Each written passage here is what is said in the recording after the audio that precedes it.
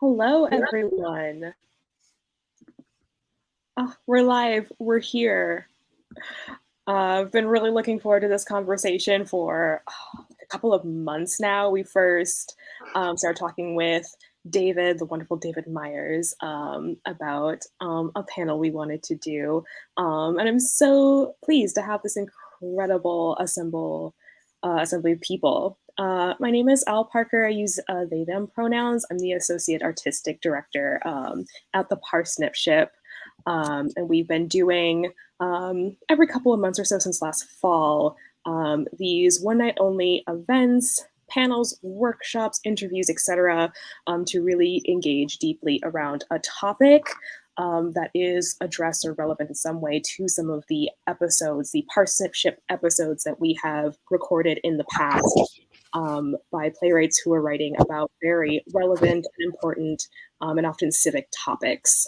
And so we're very excited to all be here tonight to talk about theater as a source of force for actionable change.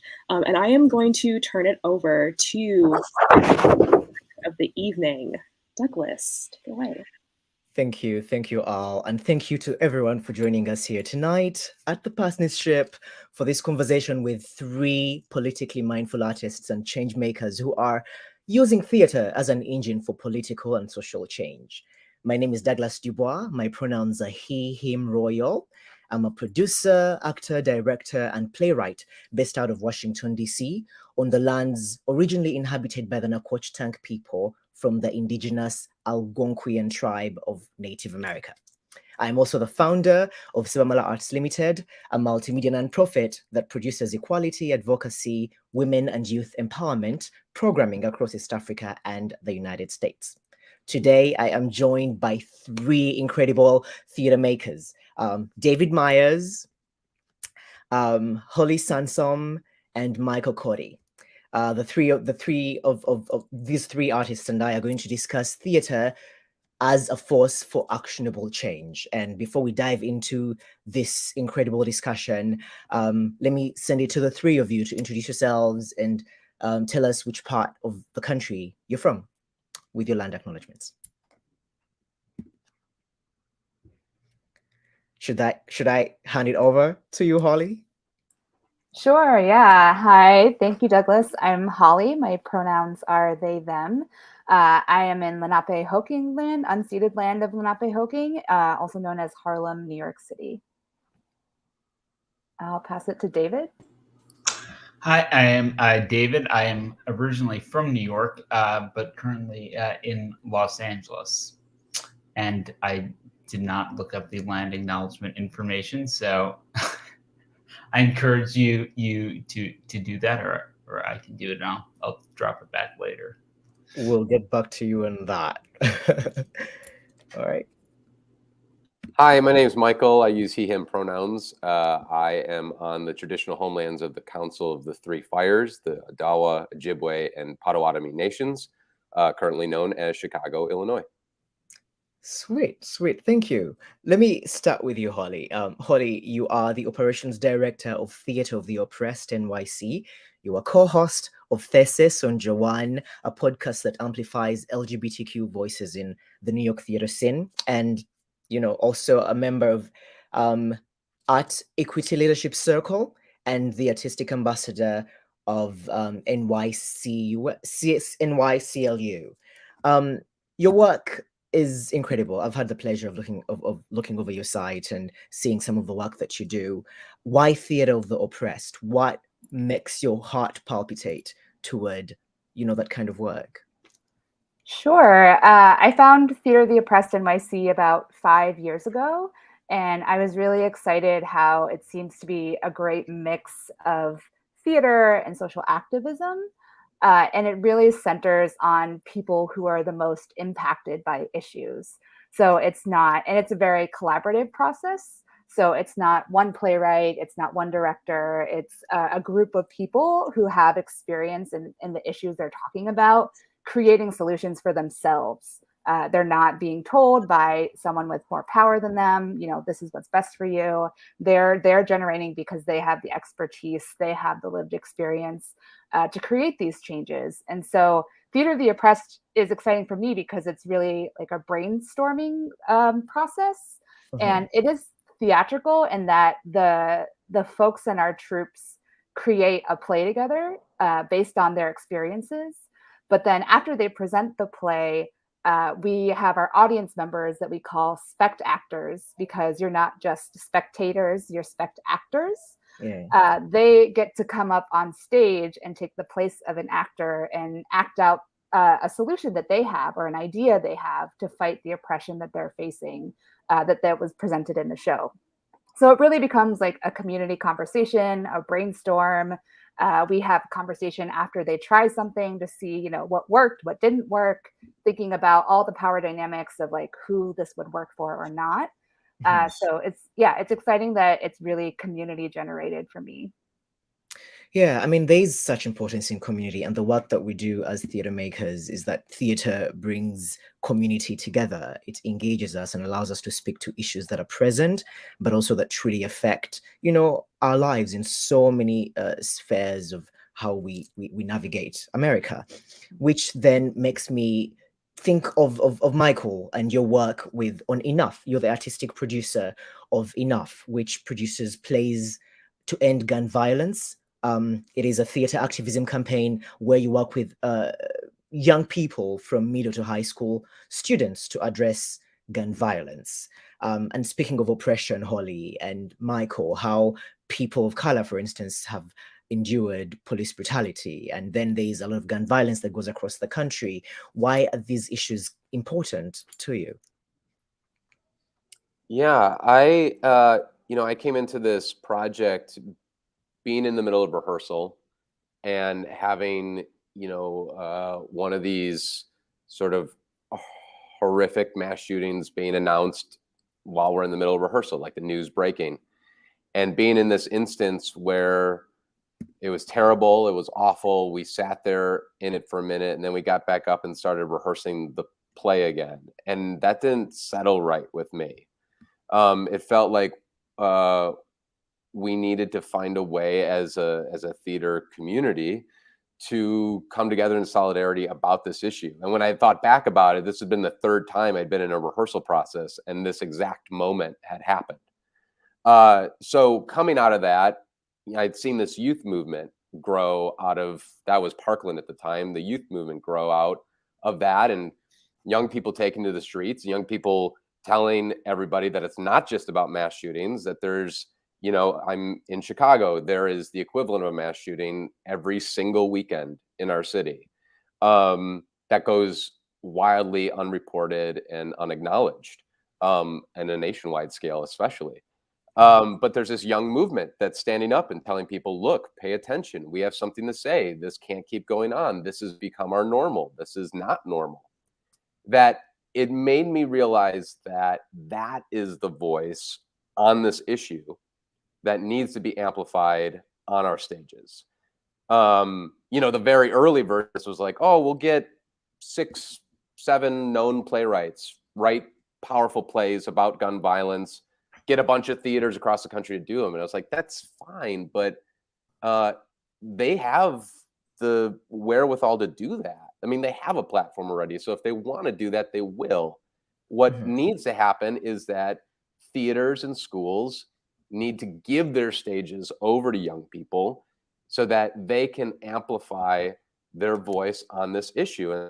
And so we launched this campaign the first one was in 2020, right in the midst of the pandemic. Of course, we didn't know a pandemic was going to happen when we started our call for submissions. And, despite the pandemic, we received 170 submissions all across the country. Young people writing not just about school shootings or mass shootings, but writing about police brutality and writing about one of the best plays is a 4-act circus about the way gun violence and gun culture is written into the DNA of our colonial taking of the land. And like, it's a brilliant piece of writing that, Terrell McCraney was like, wow, I wish I wrote that. He was one of our judges that year. The whole idea was, also we talk about marginalized groups in the theater. And I think I think our youth, I think teenagers are among, not often talked about, but are among the group of people who don't get to be on our main stages, that don't get to have work that by themselves that they get to get done by their peers. So this project became this meeting point of all of those things. How do we find space on our stages to come together across the country to actively work on this issue, to talk about it not in the immediate aftermath of a horrific event, which seems to be the only time we talk about it, but to proactively say, look, we're having this conversation, and each community is different, but each community gets to use these plays as a rallying point to then reach out to community partners that are doing the work on the ground to be a part of this event. Yeah, I mean, I agree that if we're going to create any work, we work with, because I run by the norm and the theme that there is no work about us without us. And if we're going to create work with community, let's engage the community. If it's work with young people or oppressed communities, we need to have them at the table, creating the work that speaks to them and addresses issues that are true and meaningful. David, you're an actor, you are a nationally produced playwright and screenwriter, and I know you love Broadway musicals. I'd love to hear more on that. And I've had the pleasure of listening to your podcast that's soon to play again at the Parsnip Ship, Broken. Let's piggyback right there on Broken. I know there's a story of Kevin McFadden, and how he's arrested and ends up in prison, and his confessions to a doctor, which, of a murder, linking that back to what Michael was spoken about, gun violence. Why there's a consistent narrative in the stories that I gather each of you tell, and we shall get back to that conversation and how we're using theater to tell stories, because we're living in a world that tackles the same issues. David, why Broken? How did you get to creating that piece? Fantastic. Well, so first thing, so Los Angeles County sits on Chumash, Tonga, and Kiss land, and I guess was occupied by Mexico and then by the United States. But I was actually really interested also to do this conversation because I think I approach the issue of change from a very different way of Michael and Holly, which is more of, because I think, we probably agree on a lot of these issues and some types of gun reform and other issues. I used to work in the White House, and I'm very, very upset about what's happened in our country politically. But I think a lot of theater that I see is sometimes just preaching to the converted.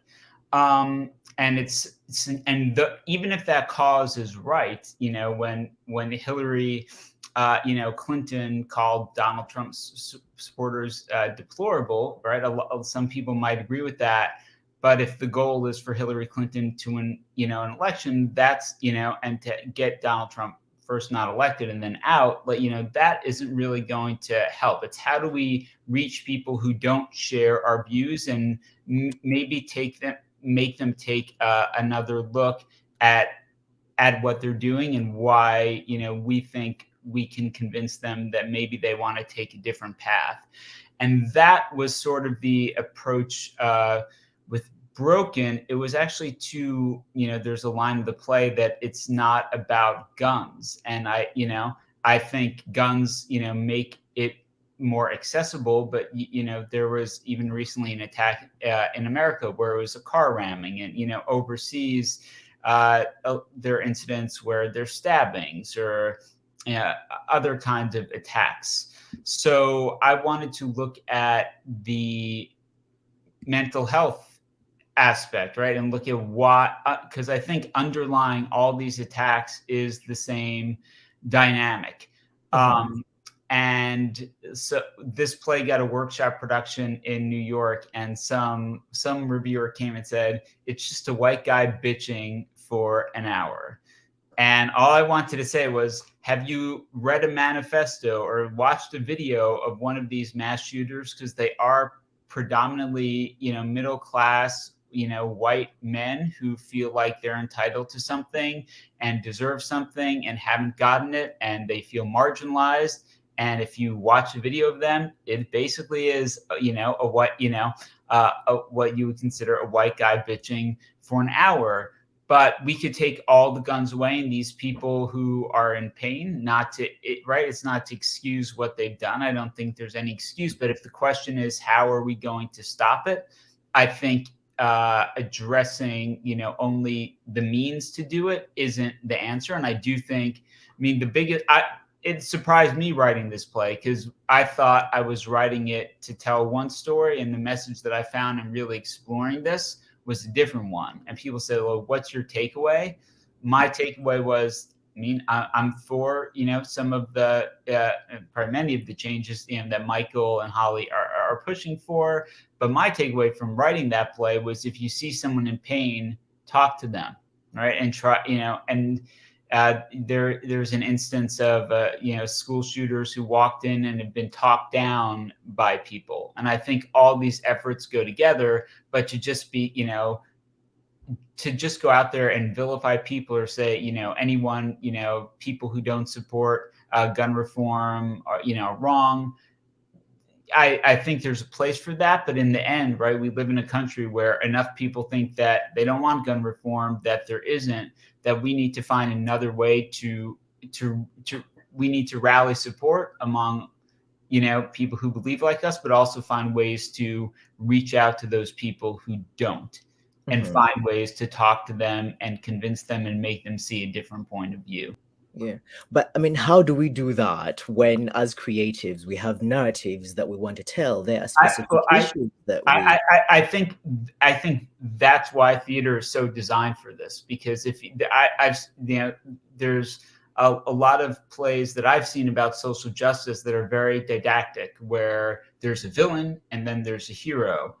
And I don't think that's good art, and I don't think that's theater for actionable change. I think the way we do it is by creating characters that even that we don't agree with them, we see them and we relate to them, and they make them see things in ourselves that will question us. So I think the power of storytelling and art is exactly the way to do it, by looking at what motivates people. No one's born. If you want to look at something about, which I've never written, a play about a white supremacist, no one's born, right, growing up to hate. It's like, what societal factors? A lot of times those people have been abused themselves. I think so. Exploring those people was like, oh, white racist, right? It's like that's not gonna make that white racist person look into themselves, even if they don't realize it subconsciously, and think, well, wait a second. So I think that is the way to do it as a storyteller, is to even look at the people we find abhorrent. Like, people, when we did Broken, people say, well, I'm not coming. I don't want to see that. I don't want to see, right? People that, like, we don't want to see someone like that on stage. People, reviews said that too. This is a story that shouldn't be aired. I'm like, well, you might think that, but when the next shooting happens, don't keep asking why it's happening. And in places where guns are outlawed, don't ask why people go around, stabbing, because you have to look at these things, and you have to look at people that you might find abhorrent, I think, if you want to foster change. Yeah, I'm curious, Holly and Michael, how do you think we can use theater to create change? Because we do live in a country that has so many dilemmas.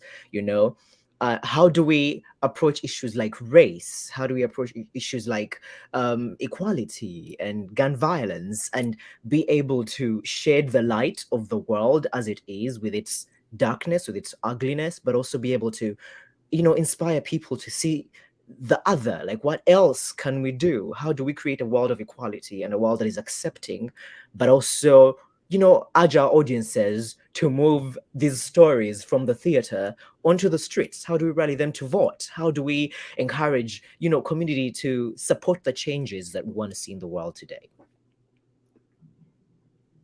Sure, I can go first. I think how Theater the Oppressed approaches this is really empowering people to understand power dynamics.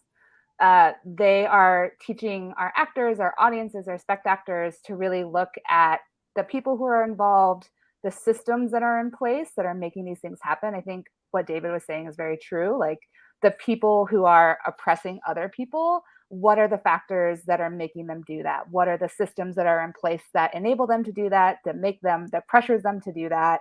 Yeah. And it allows our audiences to understand that. So when they're in that situation, they can analyze for themselves, what's happening, what are the power dynamics here, and then they can choose how they want to advocate against it. We call it rehearsing for the revolution, our shows. So people can practice, what they would do in those situations. They can practice, just flexing that muscle of advocacy and analysis, I think is so important. It's praxis. You have something, you try it, you analyze to see what happened, you try it again. It's going to take a lot of work from everyone to make the change happen that we want to see. And this, I think, Theater of the Oppressed flexes and strengthens that muscle of how we decide what we want and how we fight for it. Yeah, thank you, Holly. Michael. I think when we ask young people to write plays about gun violence, I mean, that certainly factors into the narrative that they write, but not often, every play that we've received and every play that we've done as part of our programming is not just talking about gun violence. It's talking about the underlying root issue that I think David is sort of talking about in terms of mental illness, in terms of like, well, where does violence come from? It doesn't just come from nowhere, and it doesn't just start and end with the gun. The gun does make it easier and quicker and potentially more deadly than it would have been in another situation, but it doesn't originate there. And I think what these young people are writing about is they write about root issues that we just as a country keep putting on the back burner. We keep putting it's like that can of beef stew in my cupboard that I refuse to like put on the stove because I think I just don't want to deal with it. It's just like always in the back of my cupboard and I'm never going to touch it. So it's like racial inequity, economic inequity. These things are, when we talk about gun violence, it's inflammation. It's like, it's what we see. There's something broken underneath. And I think there is something remarkable in theater, and specifically in what we're doing, where we have young people in a community taking these plays by peers from across the country and performing them for often their parents or other members in their community or their faculty. And that creates a connection to the issue in ways that reading it in a newspaper, seeing a statistic, no matter how horrific it is, can ever be. And that just opens an opportunity. And I think, there is probably, I can't say we're not entirely not preaching to the people who are willing to listen. We haven't done any of these plays for a group of like NRA members, for instance, and gathered their opinions afterwards. But there are probably a lot of people in the audience who haven't thought about the issue. It's not at the top of their mind. And certainly haven't thought about acting on the issue. So now you're creating an opportunity. You're creating an opportunity and an excuse for people to engage with the issue. And then the thing I think we need to get better at is like, if Act 1 is writing the plays and Act 2 is presenting the plays, Act 3 is like, well, what comes next? What's the action? How does it carry into a community, whether it's South Milwaukee, Wisconsin, or San Diego, California, which probably are dealing with the issue in completely different ways. How do we bridge that gap? I think is a thing that we need to get better at for sure. But I think doing the work and giving it value and making the time for it in the first place says, this is a priority. We're not just going to wait to deal with it. And we're asking you, the audience, to go along on this and consider it when you maybe haven't been. Yeah. David, there's something you want to say. Do you want to carry on? Yeah, but what Michael just said kind of really inspired me. I think the answer to that question is just to keep reaching people on an individual basis. I have one play, and it's got a lot of productions. And I always say, like, if I share the story, one person at a time, that's okay with me, because someone who's seeing, Michael, one of those plays could be, you know, the child of someone who's like a full-blown Second Amendment fanatic, and it might, you know, and maybe it's not going to be an actionable change now, but just to get, you know, these things percolating. Now, it's actually really taken by both what Holly and Michael said, because I think the big problem we have in our society right now is this lack of people thinking critically on either side. And I do think there's nuance and debate. I'm definitely for more, you know, gun restrictions, but I'm also, you know, just from personal, you know, experiences I've had and, you know, my family history, you know, I do support, you know, some gun ownership. And I think a lot of it's hard to have these kind of debates today and think critically and debate things in a safe environment where you're not afraid to be vilified. If I come on this podcast and I say there are some, you know, gun rights and gun ownership that I support, that I don't have to worry that they're gonna be like, oh, this guy's, you know, we don't want to work with him. We're never going to look at his thing again. I mean, I think it's important, and I think it's degrading people's ability to think critically, you know, to not demonize and decide for themselves.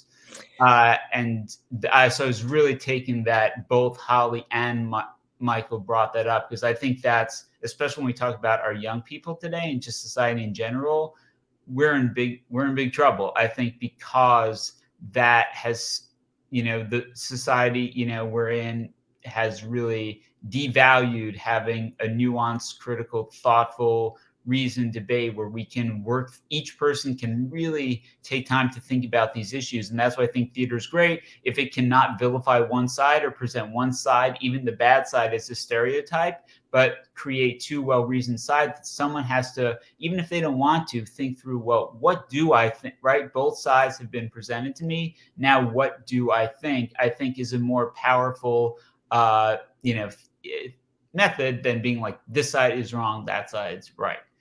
Yeah, Michael, before I let you respond, I'm curious. There's how, like, when I'm an immigrant, and when I just moved to America, it was the first time in my life that I had to acknowledge to myself that I'm Black, you know, and I was walking into theater spaces, looking at how theater is created and the institutions that create theater, and who the playwrights that are given access into spaces, and whose stories we are telling, whose narratives we are telling. And for a time I felt I'm unseen. And I realized there are audiences that are not yet fully either drawn to, you know, stories of people of color, and they may not even want to address issues around race, because race is a very touchy subject across the country. How do we, as America, address this in theater, you know? How do we reshape the narratives we are telling? Because I hear, David, you said that we should be open to having all these things at the table. How do we make sure that we are addressing spaces for everyone to have their voices heard? Because that's part of what change does, making sure there's equal opportunities at the table. Yeah, I'd love to jump in on this. I think what's special about Theater of the Oppressed is that we tailor our audiences to be the communities that the issues are about. So we're not trying, you know, to get subscription people in. We're not trying to get, you know, wealthy middle-class white folks in, or tourists. We are like targeting audiences that, if the show is about housing instability, we're targeting organizations and groups that do that kind of work. We're partnering with advocacy organizations, social justice organizations who are doing this kind of work. So the audience is filled with people who have these experiences. And then when it comes to the brainstorming session, the solutions are also coming from folks who have that experience. And I think I do operations for Theater of the Oppressed NYC. And I think this is also where the operations and the admin side comes in, right? Because people of color, people with these experiences aren't going to come if they don't feel like that space is for them. So how do we, you know, affect our marketing? How do we change how we invite people? How do we make things accessible? How do we make sure that we're reaching out to communities that aren't typically addressed in, you know, Broadway, off-Broadway, even off-Broadway shows? I think it comes from many different places, and people can tell like how the event is talked about and how it's shared. That can really bring folks in from the different, very diverse experiences that we're not seeing in like the bigger institutions. Touche. I think this is huge for this, my project in particular. So, from the outset, one thing I should have prefaced about is once we choose the plays out of all the selections, we then make those plays available to schools and theaters across the country to all perform them on the same evening. So we join together and do simultaneous readings across the country. What that sometimes means is that there'd be a school or a theater that comes back to me and says, we don't know how to cast these 3 plays.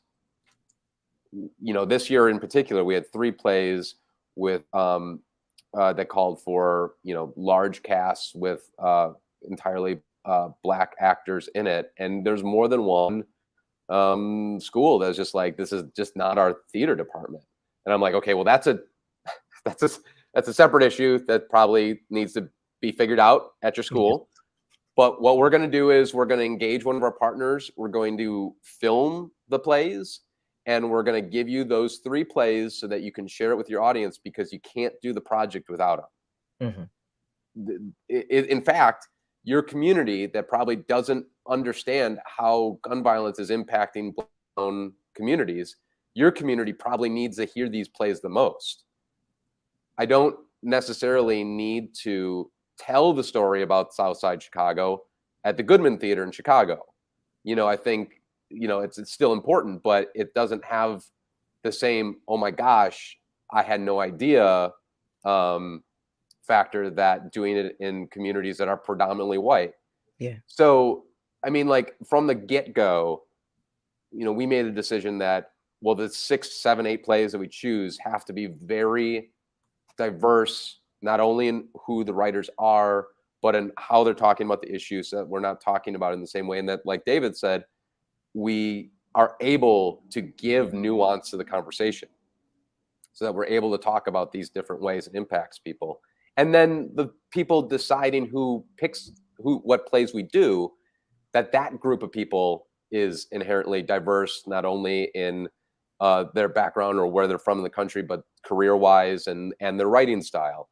So I think it does start from like a very fundamental core belief that needs to be a consideration in all decisions that you make in the programming. Yeah, David. Well, I think, and it's a very interesting conversation too, because where you're from and your background impacts so much. I think Mike would probably say, a lot of these places that's like, oh, we can't cast a diverse play. It's not because we're but it might be in an area where that is the population, and it's very easy for someone who's not in your community to become the other.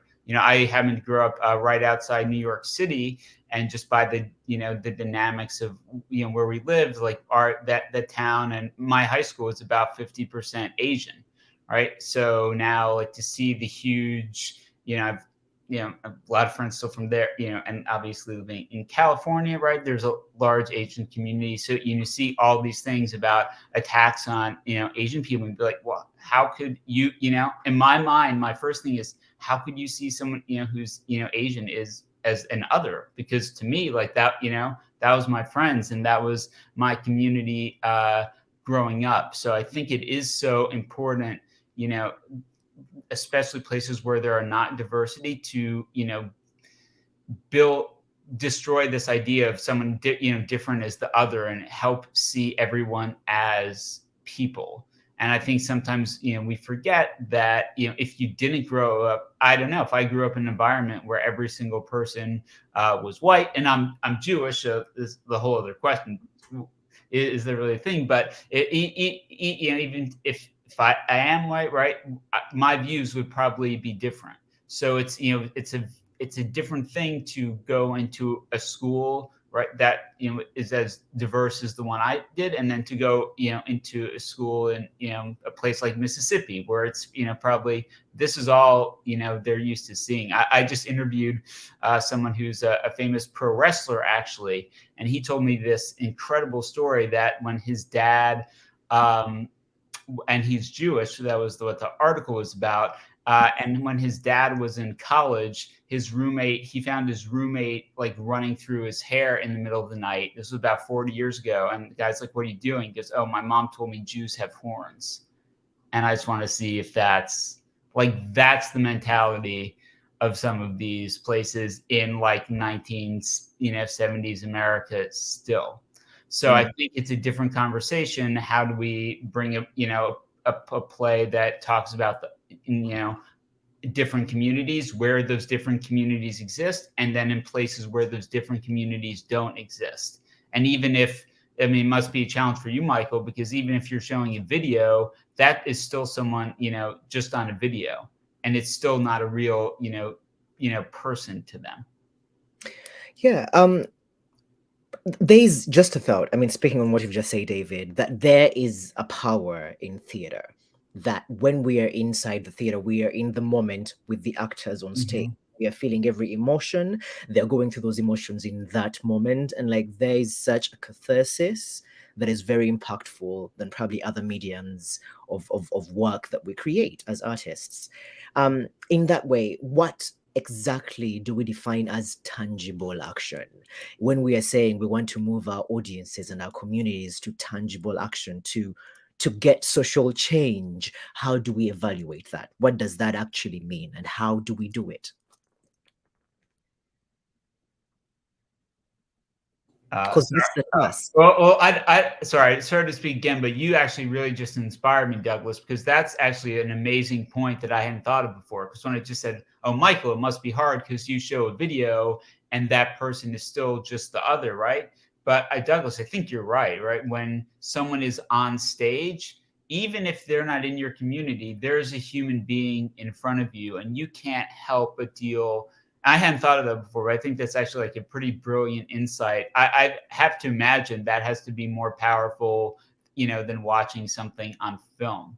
So I think that actionable change, would be for someone, to go into space and to be confronted with an idea or a type of person they haven't met before. And even if they leave, with their same views, if they're really, and some people will just be closed off. But I think some people, if you put people in that kind of situation, you'll get some people who will be forced to look at themselves. And if they're supporting something that's not right, I think will have second thoughts. So I think that is how you get actionable change, by finding ways to get people to challenge their existing opinions rather than staying in their comfort zones or what they've been fed and taught by family, social media, things like that. I think it's hard because I don't want to speak for anyone else in the group, but like I think we've all had experiences where we've encountered art and it's pierced us in a way that's unexpected. Like that whether it's a play or a painting or a movie or music, and it changes our perspective. Like we feel this sort of like chemical change that we can't, like there's no going back. And so I think so often when we're doing theater, unless we've drawn a connection from A to B to like legislative action, which, it'd be nice to sort of like figure out ways to close the gap to see the fruition of what we've done kind of evolve into codified change. I think we plant seeds that we don't really get to see come to full bloom in people. And that's the hard thing, is that we don't know who we touch sometimes with our work. Sometimes you get those amazing emails, or after the show, someone comes up to you and it's just like, I've got, my head is just full of new thoughts that weren't there before. And I don't, I don't know what to do with it. I think maybe we need to do a better job of being like, okay, well, I don't want to tell you what to do with it, but here's an option, or here are two options to like direct that energy into something, right?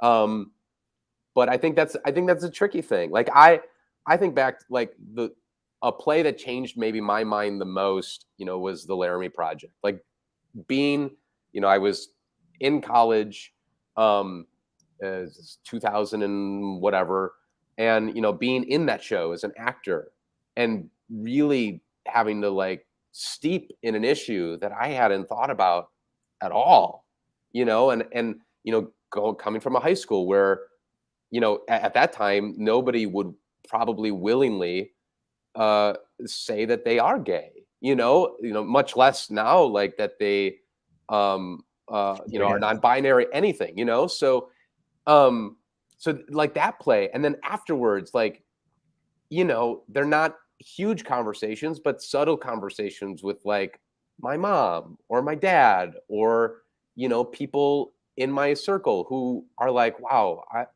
I got to process that. And like, that's change to get people to think about something more deeply. And I think the thing that theater does that's a contrary to modern living, where like hot takes are the thing, like go on Twitter, go on Facebook, get your opinion out there, like consequences be damned, right? Theater forces you to slow down. You have to devote time and space and energy and attention.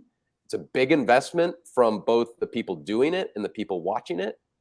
And I think because of that, there's just more potential there than just inflaming sort of the thing that's like right on the surface. There's potential to go and excavate something that person may not know is lying underneath. Thank you. Holly.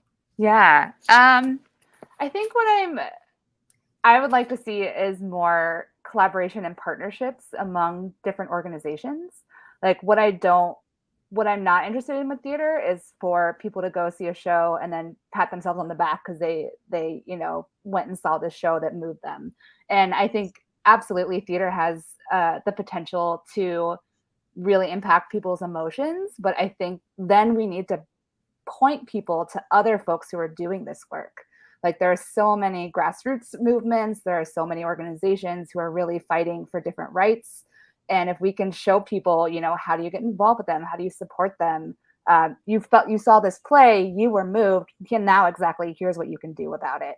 And you don't have to, dictate exactly what they do, but you can show them the options like what Michael was saying.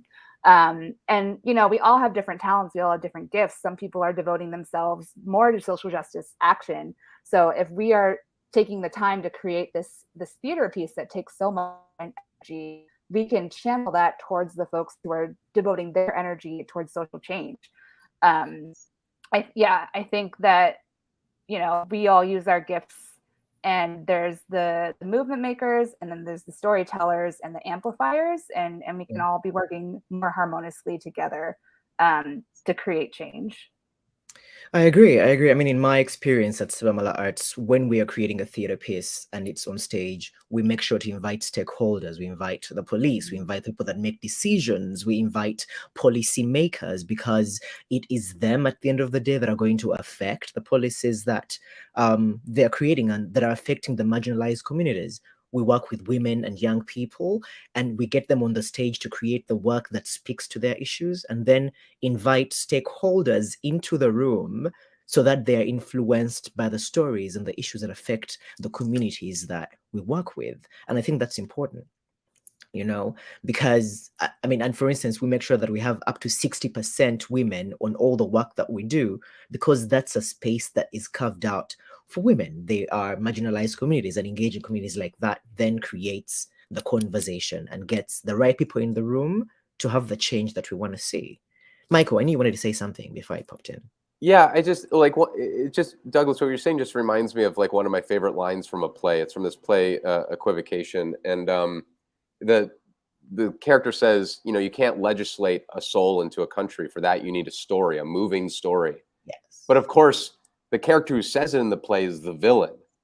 The villain understands the power that stories have to cause change, to create change, and knows how to harness that power. And I just think that, well, clearly, if the villain knows that, and I think there's plenty of villains in our society who do know that well, then it's the job of the good guys to do the same thing.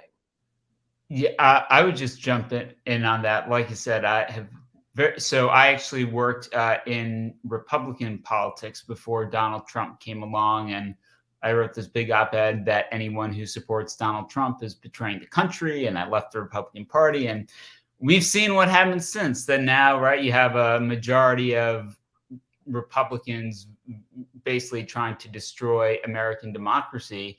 I think Donald Trump is like mentally ill, like has barely comprehensible cognitive skills, but he's a masterful storyteller, and he's built his entire base on storytelling, and it's an amazing power, and he uses it for horrible reasons.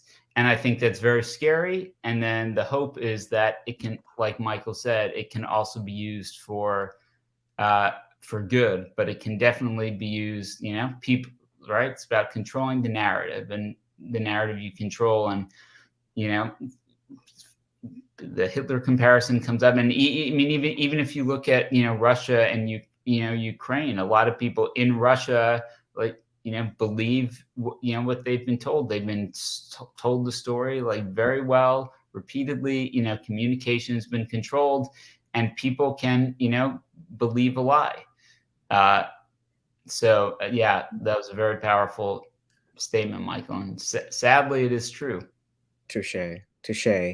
And I wonder, with this conversation, what is the kind of world you're all working towards in the work you're doing? What is the future you want to see? What is the change you want to see in the world? And if you can cite a piece of work or something that you're doing to make that happen, help us understand the kind of world you would love to see.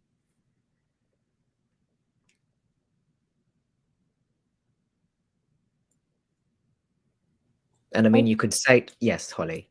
Yeah, I think a common, we do many shows.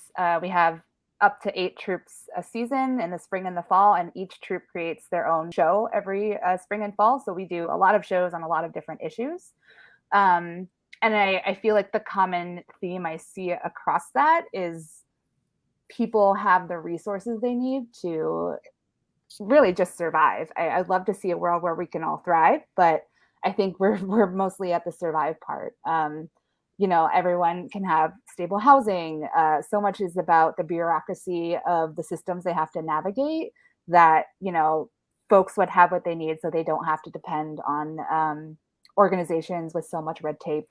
And I think if folks had the ability and the privilege to create theater like we all want to be doing, it would be a very different world.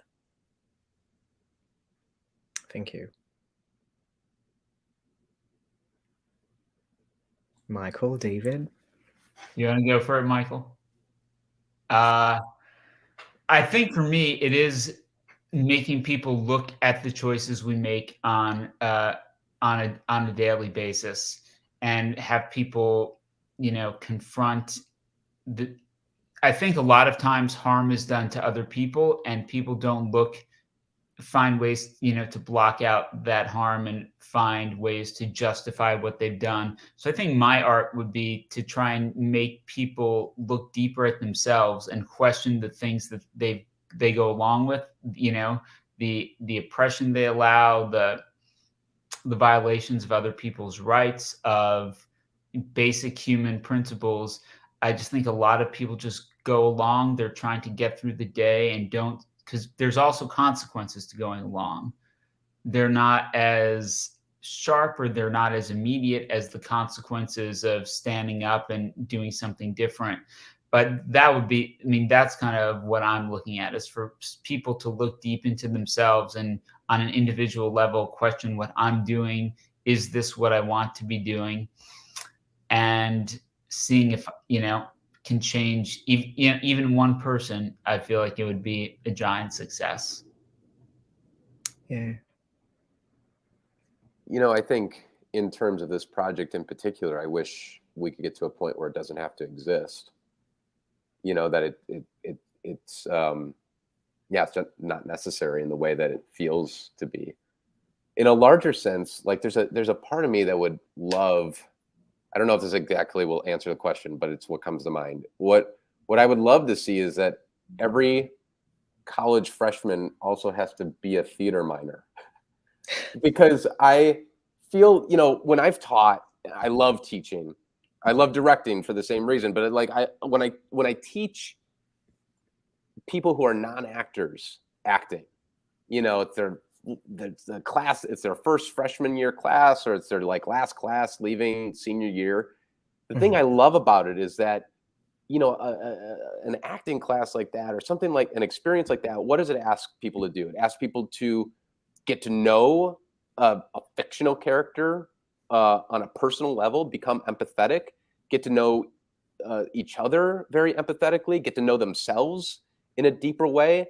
And then we ask them to move beyond like the narrative that they've just sort of accepted for themselves. Like a lot of kids now come into college really hell-bent on doing a single thing, like they got it all figured out, they got the whole plan, and really they don't know shit. Like they haven't figured out anything. Like they're just at the start. And a good theater class, I think, shows you the endless possibilities in a single human being. Whether that's you're in the middle of an exercise and you go further with an emotion, or deeper with the work in a way that you've never thought you could, or you see your peer change before your eyes, and your whole definition of them has just completely exploded. And I feel like if everybody was forced to be a theater major, or not a theater major, theater minor, maybe there shouldn't be any theater majors, period. Everyone should be a theater minor and then go major in some other part of the whole knowledge base. But if everyone could be a theater minor and go through that process of practicing empathy for themselves, for others, I think it would achieve the things that David and Holly are both talking about. Like I think you would have people in a generation that's already really based on empathy and equity and justice. You would just grow that sort of innate baseline that I feel like they're going out into the world with. But you'd have this sense of like compassion for other people that I feel like is sorely lacking. Is why we're very quick to disperse the nuance whenever we need to talk about big issues, because we talk about wanting people to see what other people's narratives are and see what their experiences are, but I don't think people know themselves nearly as much as they do either. And I would love for everybody to go through that process of getting those tools and the skills in order to do that. Yeah, indeed, that's the discipline that theater creates, you know, and it's hardly found in other professions, but we have that. And I feel for us to actually have social change, it comes from affecting the emotional, the psychological, you know, and that eventually leads us into action. I like that David said no one is born what was the term? I would say no one is born racist, no one is born a criminal, no one is born a murderer, but we learn. Excuse me if other people are born that way, but we learn some of the things that we do learn along the way. And I feel I agree with you, Michael, that if we can make this part of our study, of our pedagogy, of our school systems, of our cultural association, that we can have a way to change how we see the world. We change how people view and perceive community and perceive other people around them. Yeah, so much truth, so much truth. I mean, it's such a joy speaking to each of you and like learning about your work and the incredible work you're doing. It's amazing the perspectives that are in the room, but also amazing the work and the vision that each of you has for the change that you want to see. I mean, there's audiences right now that are watching this. In case any of you is watching and you have a question, I know we are like on a 4-minute mark to the end of our conversation, but like you can pop those questions in there and Michael, David, and Holly would be able to, I don't know, feedback, follow up on the questions and respond. In the next 4 minutes, and I know I already asked the kind of change we want to see in the world. What are you all looking forward to creating in a time when we are coming out of the pandemic, where creating theater has been hard? How are you looking to make theater still relevant in a world where we are moving virtual? And in case theater returns to all spaces as we are, like, what's the future like for you? I'll jump in first this time.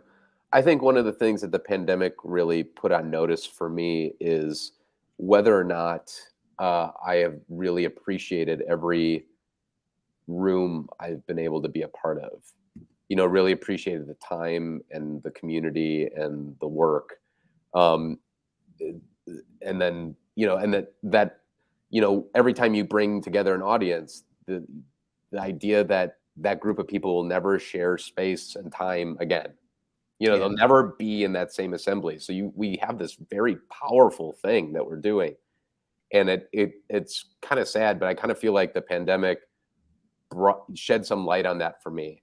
So moving forward, it really is thinking about, regardless of what the project is, thinking about how not to take it for granted again, as I continue to hopefully do the work that brings me meaning. Awesome.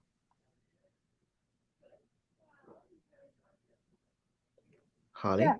I think I'm excited about the continued connections that can happen in person. I really missed in-person theater during the pandemic, and all the nuanced things that when you meet someone who's a stranger, when you can talk to your neighbor, when you can just hear another person reacting to theater and helps you think about it in a way that you hadn't before. All of that, I think, was lost in the virtual landscape. So I'm excited to return to that. And I really want a space where all kinds of theater can exist, right? Like all of us can have our work existing and changing people in the ways that we can. And I love musicals too, David. I want the big flashy Broadway musicals too. So I think it can all exist. And I want it there to be equal in space and resources for all of it.